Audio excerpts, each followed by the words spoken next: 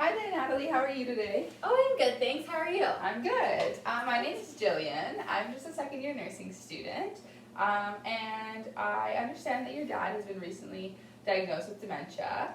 I am very sorry to hear about that news for your family, but I wanted you to know that I'm here to support you guys through these changes. I know it's a lot to take in right now, so let me know if you have any questions along the way.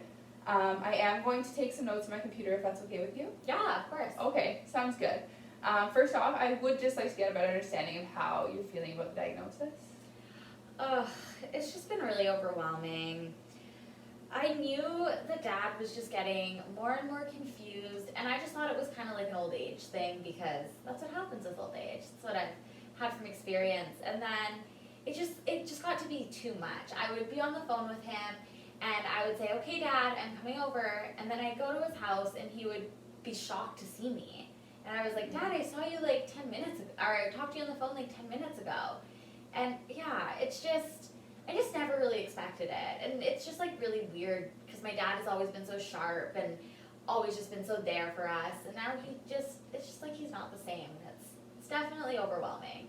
I totally understand that, and I'm very sorry for what you're going through. I can see how that would be incredibly overwhelming, and it's a lot to take in. And yeah, it's definitely, you're starting to like grieve the difference in your dad. So I can totally see how that would be hard to adapt to.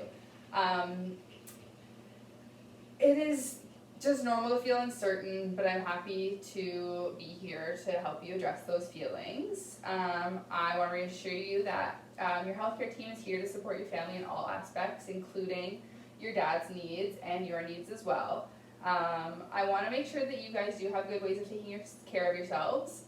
We can go over that a little bit more towards the end of the meeting, but let's start with your dad for now. How has he been since your recent appointment with Dr. Hogg? Well, I mean, he's been doing okay considering the circumstances, but I don't really know if he fully understands what's going on. Yeah, and that will happen from time to time. Gentle reorientation when that happens is helpful. It will keep him from getting confused and frustrated. But a lot of the times if he is confused and believing something else to be true, it is beneficial to just kind of go with him and be there with him in that moment. So it's kind of a judgment call for sure. Does he have anybody living with him at the moment? So my mom actually passed away a couple of years ago, and that's just, yeah. I'm sorry for your loss. Thank you. That's just I've kind of noticed like a really like decline in his cognitive like function since my mom passed away. So he lives by himself right now, and yeah, I feel really, I don't feel good about that. Yeah, I could see that being a little bit, like you'd be feeling some feelings of apprehension, nervous about him and like his safety more so? Yeah, definitely concerned for his safety. Okay, yeah, I completely understand. So from now, do you see your dad staying in his house, or do you want to consider him going into a residential care facility or anything like that? Well, I really would like to keep Dad in his house. It's been like our family home, and he really loves it there. And it just, yeah, I think it would almost just be even worse for him to have to leave. I totally agree. It is 100% ideal to have your loved ones stay in their home. A lot of the times they do stay more alert and sharp and sort of with it in their familiar environment because that's their routine, right? So it's ideal to have him stay there, but safety is always a priority for us as well. I understand he's managing fairly well now, just a little bit of forgetfulness, so it's good that we're jumping on this early. I will be concerned for the future, but now might be a good time to discuss a couple options so that when the time comes, we're prepared to make a couple decisions, well informed. Yeah, my brother and I were having a conversation, and we both really think that it would be a good idea to keep Dad in his house. So I was thinking that I could take on the role of caregiver, and that, yeah. That would be really special. I think that would be absolutely beneficial. There are a lot of benefits to having a family member as a primary caregiver because you really do know him the best. Although we have professionals, I think that there is a lot of benefits to having you do the job. So if you do decide to go through with that, I know it's a lot to take on, and we can talk about that coming up here, but Would you be interested in moving into his home or him moving into yours? You said that that was your family home and you wanted to keep it. Yeah, I think because we would like to like keep that home in the family and just have him like be in a familiar space as long as possible. I think that it would be best if I moved into his house. I've talked to my partner about it. He seems to be on board about that as well. Yeah, and just as his body ages, like mobily wise, his house is just so much more accessible than mine. Yeah, I just can't take that time off of work. So that's where I get stressed out because I would still be working my regular daytime job. Okay, well, those are some good points. It's good that you're considering accessibility of his house because that is a huge factor. Right now, I think he's very mobile, but as he ages, that could change. And then with that, increased risks of falls and such is definitely something to consider. But I completely agree with your reasoning other than that. If you're comfortable with it and your partner's comfortable with it, sounds like you've had a conversation, I think that's a great decision. For now, and that is right now, I think that it would be okay to leave your dad alone while you go to work as long as it's daytimes, and that you would be home to help him in the morning and the evening, get out of bed and stuff. But we should probably discuss a few ways that we can make sure that the house is safe for him while you're gone at work. Okay, yeah, that would be awesome. What are some ways that we could do that? So there are a couple ways that we could implement some safety measures. First, I would go to the kitchen because that's where a lot of fire hazards happen and like burns, electrocution, stuff like that. So I would look at installing like some auto shut-off cooktops, toaster ovens. You could remove some excess clutter from the home and make sure that there's no tripping hazards.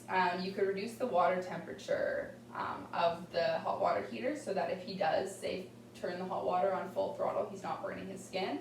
And then also installing a shower chair and grab bars for when he is going to be using the shower. If you would be interested, maybe I could come and visit the home and we could kind of do more of a comprehensive assessment. Yeah, I think that would be awesome. Those all sound like great ideas. This house is pretty old and we have a wood burning fire. Would that be a safety concern? Okay, yeah, it definitely would be. I think it would be best to remove maybe the wood and the fire starter lighter from the house. It would not be safe for him to be lighting fires, especially with nobody home.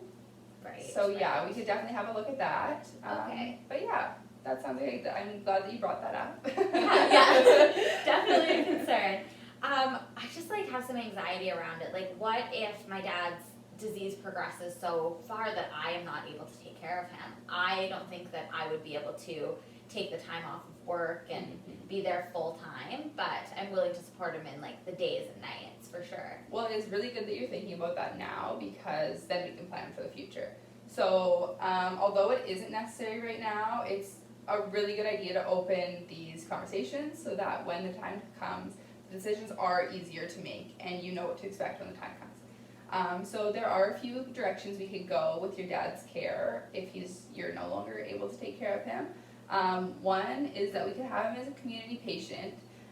We could bring accessibility aids into the house. This would be things like hospital beds, this would be like staff, things like lifts if he's having a lot of mobility issues, or we could also transition him into a long-term care home, which he would live in a residential community with other older adults.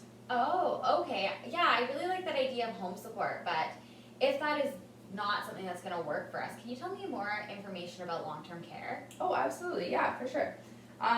So long-term care homes are pretty much facilities where older adults, they have meals prepared for them, and they're absolutely to their dietary needs. I don't know if your dad has any specific needs, but they also have full-time care staff to assist their needs of daily living. Many residential care homes include things like private rooms, so it's not an issue for you to go and visit them. They have a little bit of a space to like kind of decompress, be in their own things. They welcome a lot of like personal belongings, so like you could bring, like if he has a favorite armchair around or something, he can feel more comfortable. They also have access to indoor outdoor spaces. Foot care nurses come in and take care of their feet needs. Hairstylists in the building, occupational therapists, bathing programs, access to dental, optometry, physiotherapy, spiritual services, nutritious meal menu, so that's not an issue. And they also are pretty good at offering a variety of group activities and group outings, so it's really beneficial for their social life and isolation and stuff like that. Yeah, wow. Dad is such a social butterfly. Like, I think if the opportunity, or if his disease progressed that far, I think that he would really like that, actually. It would, Yeah, especially if he's a social guy. A lot of our older adults find a lot of, like, quality of life in homes like that, because they do get the opportunity to interact with more people, and like, since your mother passed away, he probably is feeling a little bit isolated and such, so like in the future, like, he would probably have a lot of support like that, and it's just like, it's a nice feeling to be surrounded by people, for sure. Yeah, definitely. As a care team, we will continue to assess your dad's needs, and we'll absolutely be sure to anticipate when he may need to relocate. There is a wait for beds in those facilities, so it's a good idea to look early. That way we can have time to find the best fit for him. When the time does come, it will be important to visit the care homes and speak with the coordinators. So you can ask a couple specific questions about the conditions in each facility. It will be important to find a situation where your dad, you, and your family trust the staff and feel comfortable with the living arrangements. So talking about this now is really good, because then we're just giving you guys a lot of time to think about what sort of priorities you would have with each facility, and giving us time to prepare for that maybe being in the future. Okay, yeah, great. Thank you. You're welcome. I think that's all as far as your dad goes.